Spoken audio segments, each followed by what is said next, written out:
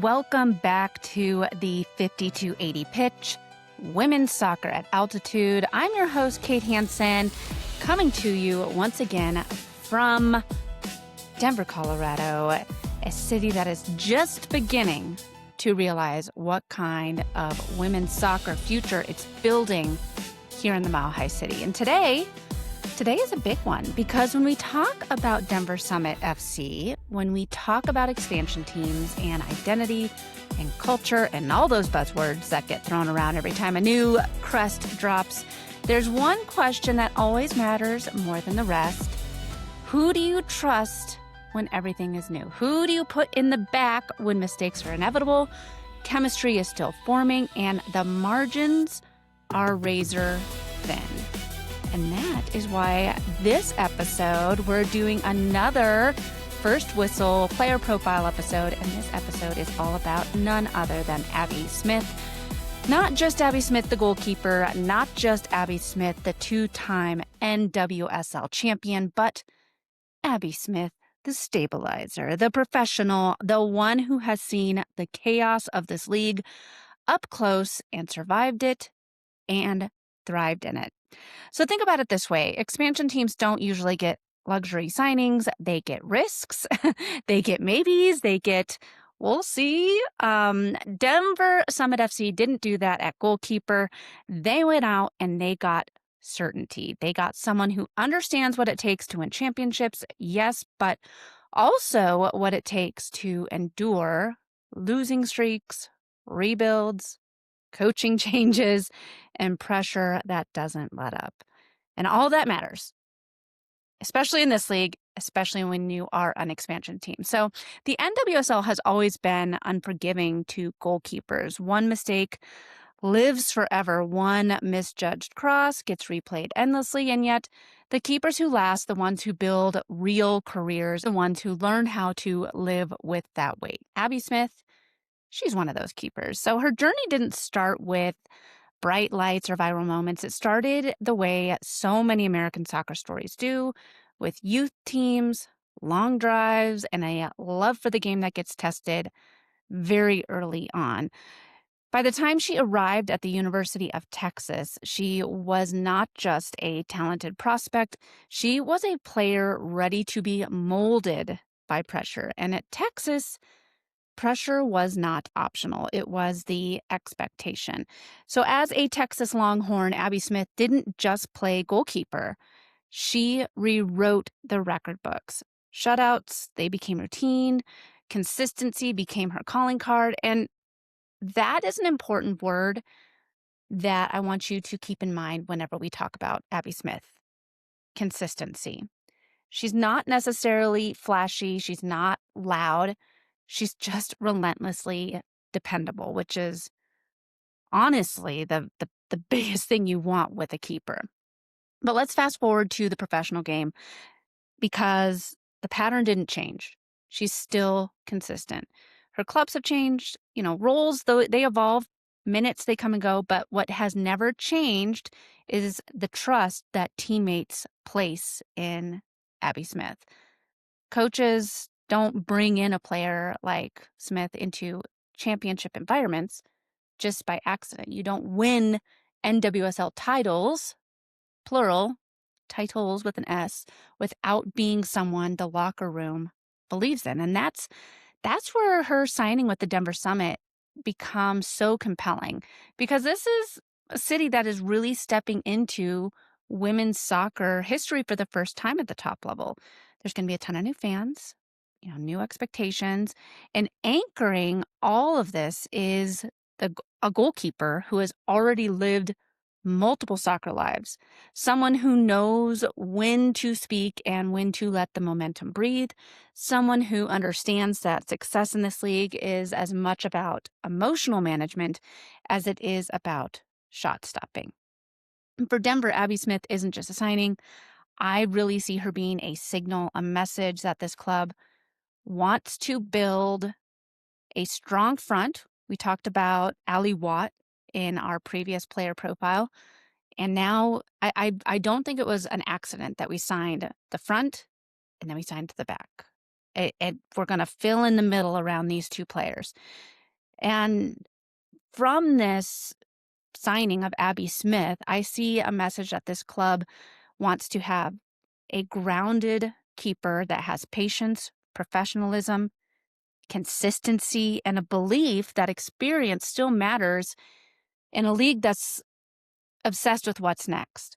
So we're going to talk about her full story, her journey, the numbers, the championships, the quiet leadership moments that you don't see on the highlight reels. And we're going to ask the bigger question, what does it mean for Summit to put their trust into a keeper like Abby Smith as they climb and launch this inaugural season? Because that first whistle is getting closer and closer every day. And when it blows, the voice you'll hear the organization talking about is going to be that backline, the presence you feel when things get chaotic, and that's Abby Smith. And understanding her helps us understand what this club wants to be. So let's step inside the locker room, and I don't mean the literal room with the nameplates and the cleats lined up underneath the benches. What I mean, the deeper space, the long arc of a player's life where habits are built, doubts creep in, and confidence gets tested. And identity slowly hardens into something that is durable. Because if you want to understand what Abby Smith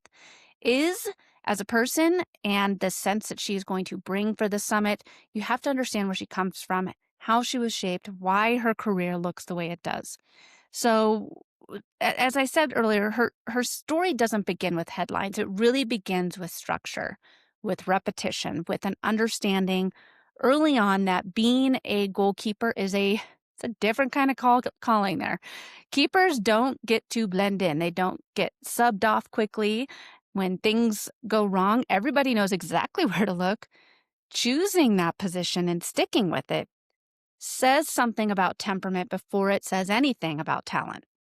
As a youth player, Abby Smith developed inside the American soccer ecosystem that has produced generations of goalkeepers who are asked to be both athletes and thinkers. Shot stopping matters, sure, but so does decision making, so does communication, so does learning how to reset emotionally after mistakes that feel louder than they actually are. That mindset, the idea that you're never just reacting, always processing, shows up throughout her career. And like I said, by the time she arrived at the University of Texas, she wasn't walking into a program that needed saving. She was stepping into one with expectations. Texas women's soccer has long been a proving ground, not just for players who want to turn pro, but for players who want to survive the grind that comes with being taken seriously every single day. Training sessions there are not gentle. Competition for minutes is constant, and pressure to perform is baked into the culture. And that's actually where Abby Smith thrived. At Texas, she didn't just become a starter, she became the reference point. Records followed her not because she chased them, but because consistency has a way of stacking results quietly over time. Shutouts became a part of the program's identity. Defensive confidence radiated outward from the keeper position. And when you talk to people who understand soccer deeply, they're going to tell you that that's no accident. A calm goalkeeper that communicates, it changes how everyone else plays. Think about it this way. When defenders trust the voice behind them, they step sooner. They cleaner. They panic less, and that kind of trust doesn't come from one big save. It comes from hundreds of small decisions made correctly. Abby Smith's college career was built on those decisions. She learned how to manage games at Texas and was expected to win there. She learned how to survive games where Texas was, an underdog. She learned how to handle knockout moments, conference pressure, and the kind of scrutiny that follows those top programs. And maybe most importantly, she learned how to be evaluated constantly by coaches, by peers, by scouts, by us media folk, without letting that evaluation distort her sense of self. So the transition from college star to professional ? That's where many careers wobble. And the NWSL doesn't care what you did in school. It cares what you do on Tuesday afternoon in training and on Saturday nights under the lights. For goalkeepers, the margin is even thinner. One poor stretch can erase months of good work. One injury can change a depth chart permanently. Abby Smith entered that environment not as a prodigy anointed to start immediately, but as a professional willing to earn space. Her early pro years were not instant stardom. They were about adaptation, learning the speed of play, learning how attackers disguise shots, learning how referees call the game differently at the pro level, learning how to communicate with defenders who are older, stronger, and sometimes a little bit louder than you. And this is where her career arc becomes particularly instructive for Denver fans. Because Abby Smith's professional journey includes movement, it includes waiting, it includes moments where she wasn't the unquestioned number one, and moments where she absolutely was. When someone has to prove themselves and spends time on the bench, and they earn the right to step in and be that number one keeper, that's what separates players who flame out from players who accumulate experience like a compound interest. Over time, she became something every successful team needs, but few talk about. And that's a player that a goalkeeper coach trusts in high-stake environments. That trust showed itself most clearly during championship runs. You don't stumble into NWSL titles. You don't rotate keepers casually in playoff matches. When Abby Smith was between the posts for the title-winning games, it wasn't about flash. It was just about minimizing chaos. Again, that consistency, that dependency. And I want to just pause for a second because championships shape players in ways that stats never fully capture. Winning teaches you when to take risks and when not to. It teaches you that not every save needs to be spectacular. Sometimes the smartest play is the simplest one. It teaches you how to handle momentum swings, how to handle hostile crowds, how the strange emotional rhythm of knockout soccer where minutes feel elastic and mistakes feel permanent. And Smith absorbed all of that. And when you look at her career through that lens, the two NWSL championships, they're not just decorations, they are credentials. Proof that she understands the psychology of winning at the highest level of this league. But here's the part of her story that often gets overlooked. She has also been a student of the game beyond the club level. Her involvement with the U.S. youth national teams from U17 through U23 matters even without a senior cap. So those environments are classrooms. You are exposed to very different coaching philosophies, different tactical demands, different peer groups, and you learn quickly that talent alone doesn't separate you anymore. Professionalism does. And that experience tends to show up later when players are asked to lead without being named captains, when they're asked to stabilize without making speeches, when they're asked to be examples instead of focal points. Which leads us perfectly to why she's perfect for the Denver Summit. Expansion teams live in uncertainty. There is no shared history to lean on, no legacy moments to reference when things get difficult. Everything feels heavier because everything is new. Locker rooms look for familiar rhythms. They look for familiar professionalism, familiar standards. And Abby Smith brings those rhythms with her. She's not arriving in Denver to reinvent herself or to prove anything. She's arriving to apply what she already knows. How to prepare for a season, how to communicate with a new backline, how to build trust incrementally, how to handle the inevitable growing pains without letting them spiral into an identity crisis. And for Denver, that steadiness is going to matter. Goalkeepers are emotional thermostats. When they're calm, teams breathe easier. When they're rattled, everything feels louder. Smith has lived enough soccer lives to know the difference. So when you picture her walking into that locker room for the first time, don't picture a newcomer trying to prove herself.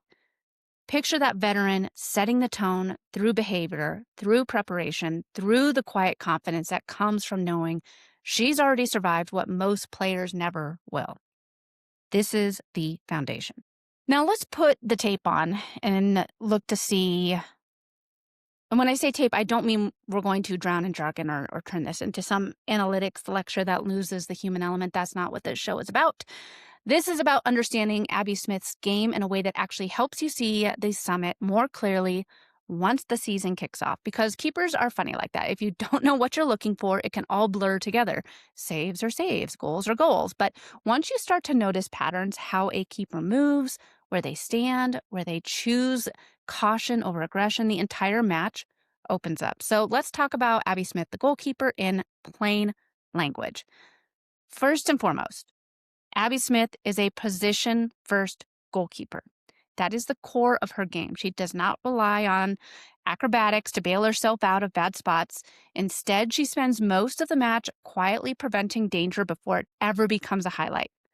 Her saves often look simple, and that's not an insult. It's honestly, that is the highest compliment that you can give a keeper.